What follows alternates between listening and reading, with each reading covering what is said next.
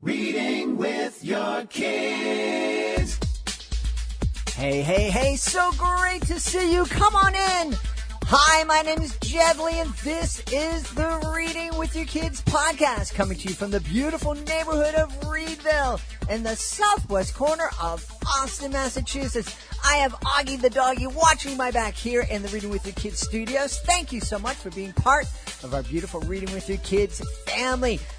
We don't want you to miss an episode, so please be sure to subscribe to the show on the iHeartRadio app, on Apple Podcasts, Spotify, or wherever you find your podcast. Our guest today is PJ McIlvaine. She is the author of Little Lena and the Big Table. Before PJ joins us, we want to let you know that this episode of the Reading with Your Kids podcast is brought to you by Dr. Connie Tate and her wonderful children's books. She has 3 beautiful children's books that you can find on her website, rollonreading.com. They include Scooter Boy, Roll On, and Sylvester's Catastrophic Tale. There's so much that I love about Dr. Connie Tate's books. I think the thing that I love most about Dr. Tate's books are the characters. Cal in Scooter Boy is like just this awesome person. And Sylvester, everybody is rooting for a safe return in Sylvester's Catastrophic Tale. And I really love Ren, and I love the fact that Ren, the star of Roll On, was inspired by Dr. Tate's granddaughter. What a cool thing. Now, all of these books are available on Amazon or by going to LuckyJennyPublishing.com. And be sure to go to Dr. Tate's website, rollonreading.com, because not only are you going to find out more about her books, Scooter Boy, Roll On, and Sylvester's Catastrophic Tale, but you can also download some great free activities. That website, once again, is rollonreading.com.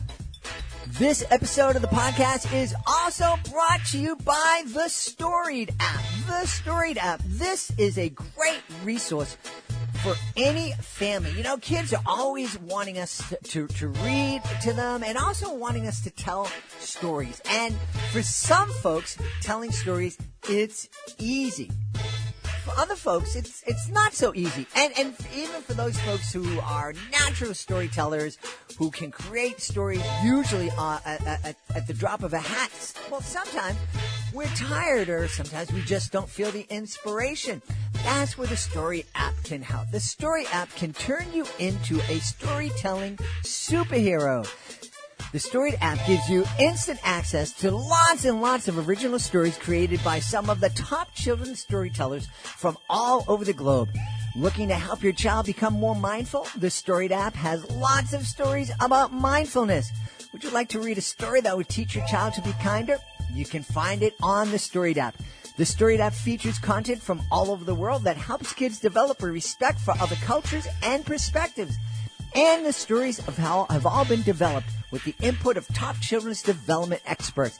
And there's new content added to the site all the time. All of the Storied app stories were created to be read in about 5 minutes, perfect for bedtime. The app is so easy to navigate, and I personally love the Storied app's special bookshelf feature that allows you to save your child's favorite stories. This is a super resource for every family. Check it out today. For more information, please go to trystoried.com.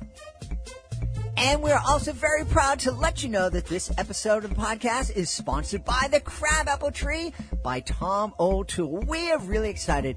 The Crabapple Tree by Tom O'Toole is a Reading with Your Kids certified great read. And Tom wrote the Crabapple Tree to teach kids how to accept and love the differences in all of us, especially the differences that we see in ourselves. The Crabapple Tree is about bravery, courage, and standing up for yourself. It's about the athletic girl who is told, you know, you're not pretty enough. Or the sensitive boy who is told, dude, real men don't cry. And it's about the author, a gay boy who grew up convinced that something was terribly wrong with him. It's a story of hope deferred and a renewed belief in the fulfillment of longing. It's a story that elevates the marginalized and calls forth the ostracized. It is a story about the greatest voice speaking into the hopeless heart, saying, I see you. I made you. I love you. I want you. The Crabapple Tree is available on Amazon. And remember, it is a Reading with Your Kids certified great read. Joining us on the line right now from beautiful Long Island in the state of New York. Long Island should actually be its own state. It is so big and there's so many people living there. It's a wonderful, wonderful place. Today we're speaking to the author of Little Lena in the Big Table. Please welcome to the show, PJ McIlvaine. PJ, how are you? Very good, and thank you for having me, Jed.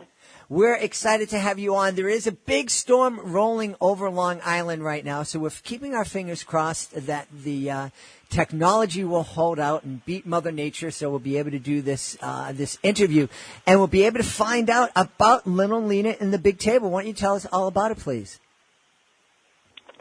Well, Little Lena and the Big Table really comes from our childhood.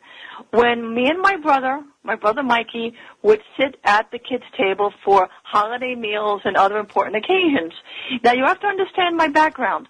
We lived with my grandparents. My grandfather was a baron. He grew up in a castle. He was one of 9 children. There was no kids' table when he grew up, and as he would tell us quite often, the adults ruled. Basically, at the big table, the children didn't say anything. They had to be silent. They kept to themselves. They ate only after the adults ate. It was very austere. But in our household, it was a little bit different. They set up a little table right off the kitchen where me and my brother and my cousins used to go. And, of course, there was always something going on with my brother because he was a real troublemaker. So he's really the inspiration for Little Lena. That's wonderful. I had a chance to read the book last night, and it is a lot of fun. It conjured up a lot of memories for me. Mostly that scene that you describe of growing up with lots of extended family around, cousins and grandparents and uncles and aunts. It's something that not a lot of families are able to experience these days. Well, I found with the book, I have a lot of people who are now going back to their childhood and saying, yeah, I remember what it used to be like. You know, a lot of people now, it's really hard to have at least one meal a day at the dinner table with their kids. So I think it brings back a lot of memories of what the kids' table used to be like when they were growing up. And I find that a lot of people do resonate with it, the central premise of it. Yeah, and I think one of the things, it's true, there are so many families that find it difficult to sit down and have that regular meal, even if it's not with the big extended family. It's really hard sometimes for just a family, mom and 2 kids, or mom and dad and a couple of kids to find the time to always sit down and have dinner together.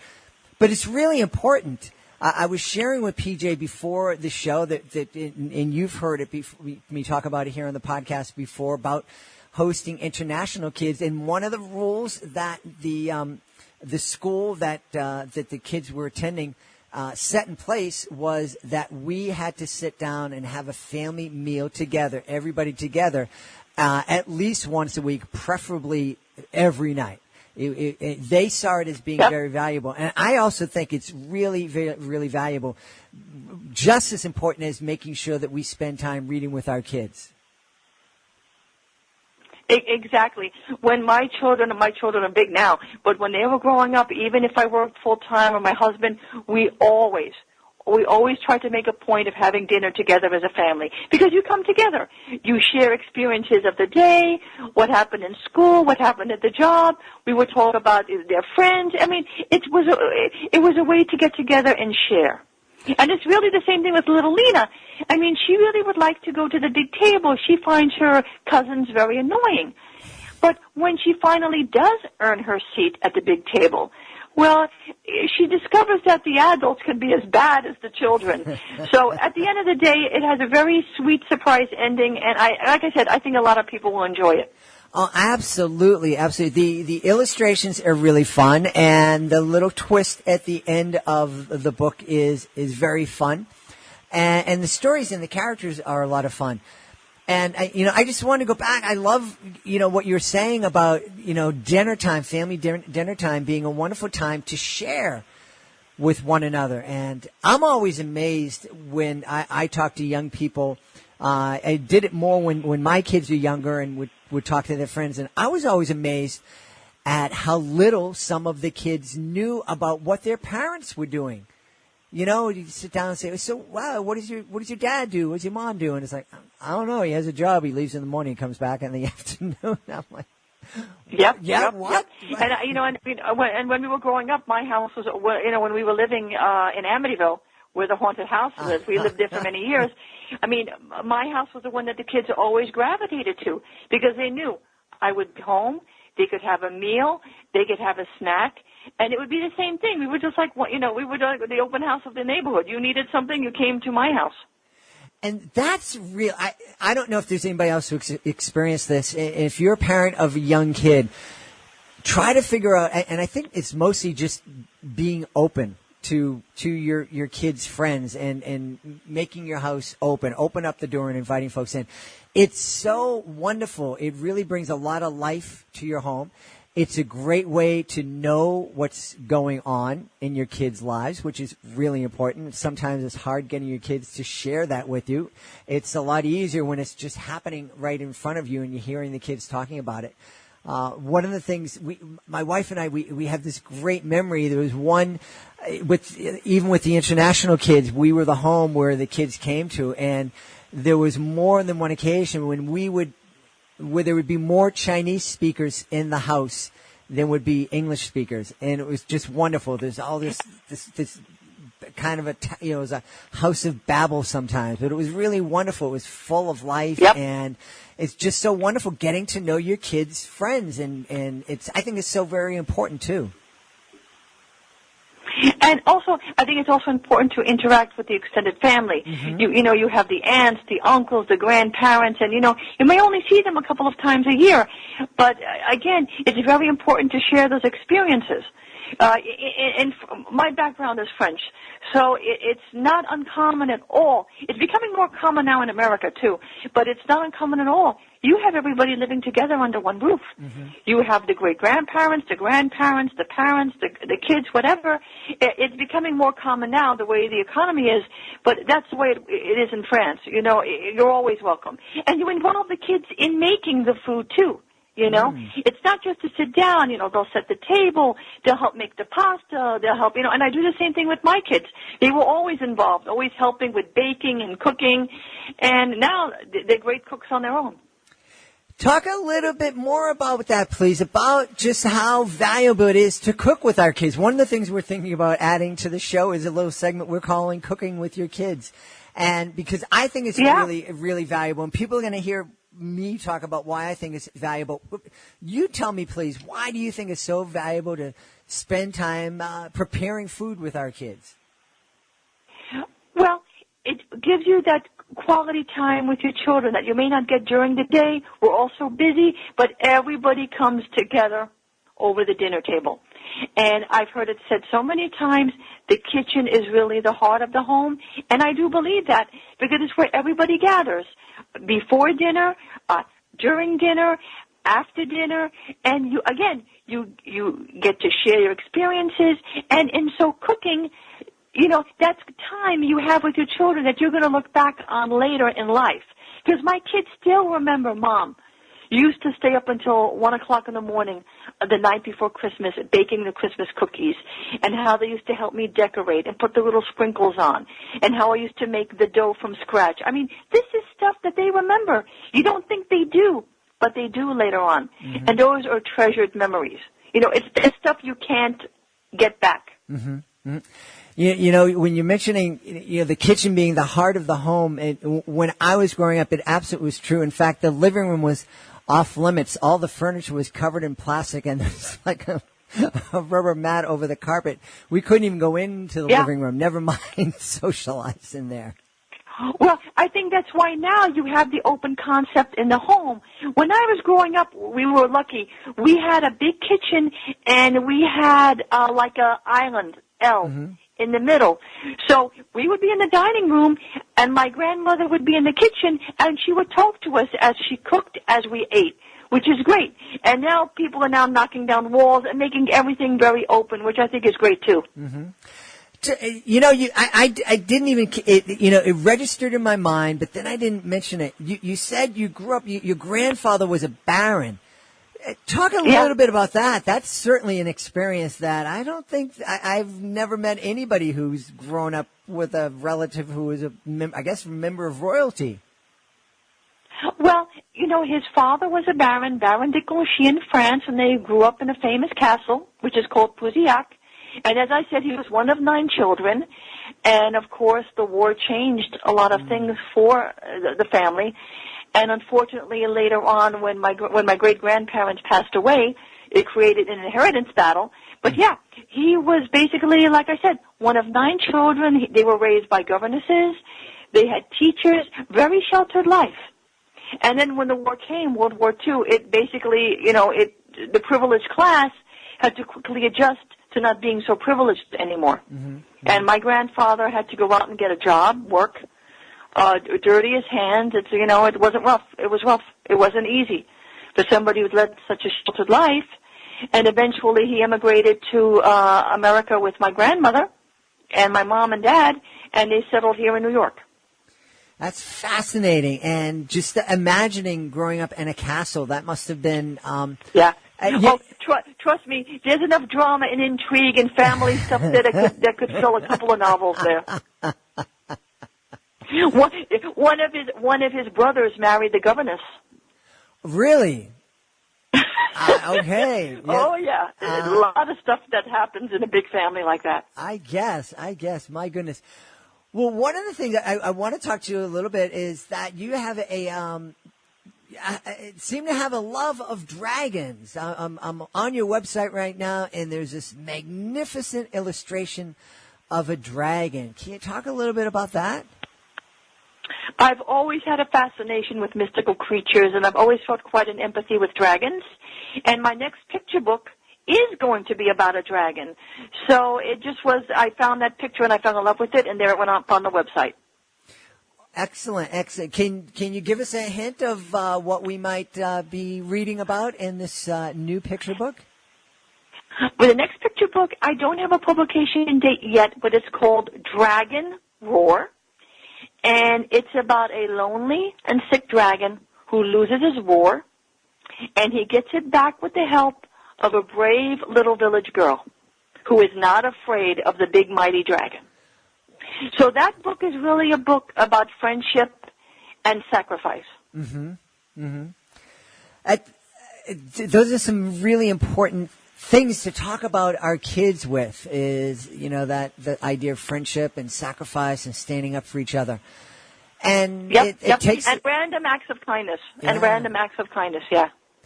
It takes a lot of courage to stand up for yourself. It also takes a lot of courage to become an author and put yourself out there and to deal with the rejections and to have the courage to ask people to evaluate your books and edit your books and to have that feedback come back. Can you talk a little bit about your experience creating Little Lena and the Big Table? Well, Little Lena and the Big Table went through a lot of revisions to get where it is now, and that's one thing I stress to authors. Don't be afraid of pushing yourself further. Yes, it's hard to put your work out there. It's not supposed to be easy. If it was, everybody would do it. But writing to me is like breathing. It's a talent, it's a discipline, and you have to do it every day in order to get better at it. I get rejected all the time, still get rejected, but you have to put yourself out there. Now with Little Lena, when I first submitted the book, I thought it was in fantastic shape.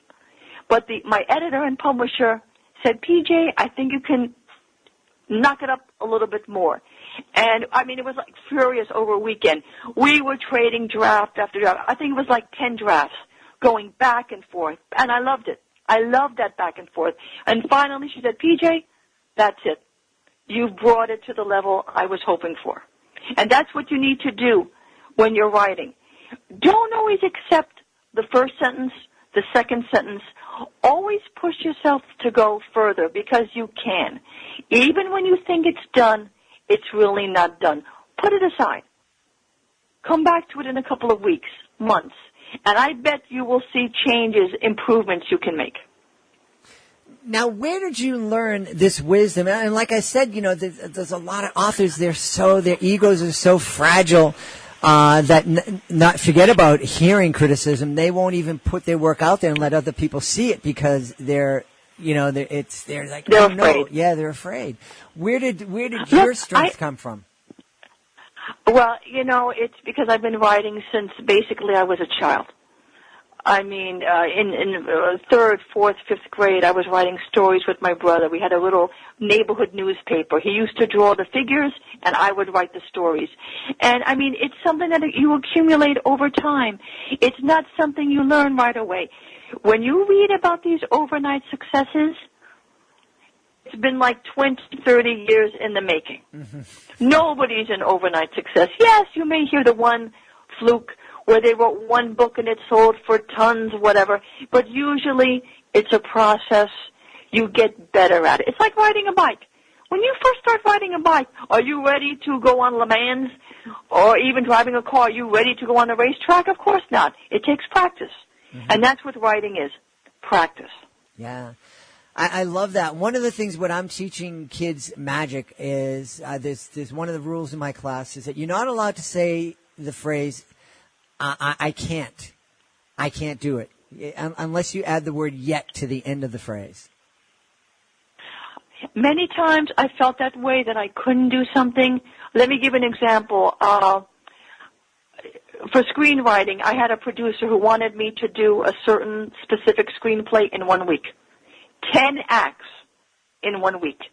That's the equivalent of about 150 pages or so. In a week. And I'm working full time. What did I do? I was up every night until 3 o'clock, 4 o'clock in the morning, working on that screenplay until at the end of the week, I was able to hand him the draft. Was it a perfect draft? No. But it was something you could build on from there. Mm-hmm. So when you say you can't, what you're really saying is, I'm afraid to try, or I'm afraid to fail, or like my husband, my husband is a great procrastinator. He can read books and do his writing, whatever, but unless you actually sit down and write and get that first draft done, you're going nowhere. Mm-hmm. And that's what you need to do. Basically, it's sitting down and writing. Even when you don't think you can make the time, you can make the time. The time you're spending on futzing on Facebook, you could be writing. Absolutely. The time you're on Twitter, just twitting around, you could be writing. Mm-hmm. So it's a question of practice and discipline, and really what is important to you. Because if this is important to you, if writing that book is important to you, you will find a way to do it. Because the saddest thing in the world is the book you could have written but didn't.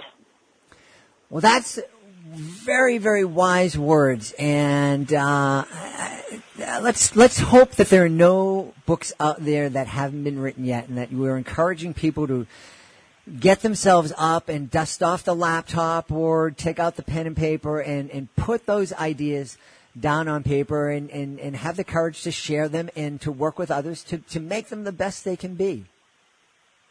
Yep, because it doesn't matter how young you are or how old you are. You can do this at any stage of your life. Mm-hmm. Yes. We have a wonderful guest who's been on the show a number of times, Nita Clark. She is in her 80s, and she's starting a career as an author, and it's wonderful. Yep. And God bless her. More power to her. Absolutely. Well, I mentioned earlier on that the beautiful illustration of a dragon on your website. I know people are going to want to see it, so tell folks where they can find your website. My website is pjmacwriter.com. We've been talking to the author of Little Lena and the Big Table, P.J. McIlvaine. P.J., thank you so much for being on the show. Oh, thank you so much, Ted. Please be sure to join us for the next edition of the Reading with Your Kids podcast. Our guest will be Elaine Carrier. She's going to be telling us all about her wonderful kidlet, The Chatterbox Girl. Hey, if you are the author of some great kid-lit, a great children's book, we would love to have you as a guest on the show. Being a guest gives you the opportunity to tell thousands and thousands of people about your fantastic children's book. It's fun, it's easy, and don't tell anybody this, it doesn't cost a thing. All you need to do is to go to our website, readingwithyourkids.com, click on the contact button, let us know about your great book. We will let you know the next easy step. We want to thank the folks who made today's show so very wonderful. Of course, we want to thank our guest, the author of Little Lena and the Big Table, P.J. McIlvaine. Check out her wonderful book. We also want to thank our sponsors. Check out the Storied app at trystoried.com. That's trystoried.com. You can become a natural storyteller. It's really a wonderful resource. We also want to thank Dr. Connie Tate. Be sure to visit her website, rollonreading.com, to find out about her wonderful books, Scooter Boy, Roll On, and Sylvester's Catastrophic Tale. And you can also download some really fun, free activities. And, of course, we want to thank Tom O'Toole. Be sure to check out his Reading with Your Kids Certified Great Read, The Crabapple Tree, a really, really powerful story for all ages. Check it out today. I want to thank my producer, Fatima Khan. Thank you so much, Fatima, for all that you do for the show. Check out Fatima's blog at readingwithyourkids.com. I want to thank my beautiful wife for all of the support she gives me. And, of course, I want to thank you. Thank you so much for being part of our beautiful Reading with Your Kids family. Please connect with us on social media. On Facebook, it's facebook.com/readingwithyourkids. You can connect with us on Twitter at JedleyMagic. And we have a brand new Instagram account, Reading with Your Kids. You can also find us on Pinterest. And most of all, I want to thank you for taking the time to make the world a better place. And you do that every time you read with your kids. I'll be looking for you in the next edition of the Reading with Your Kids podcast.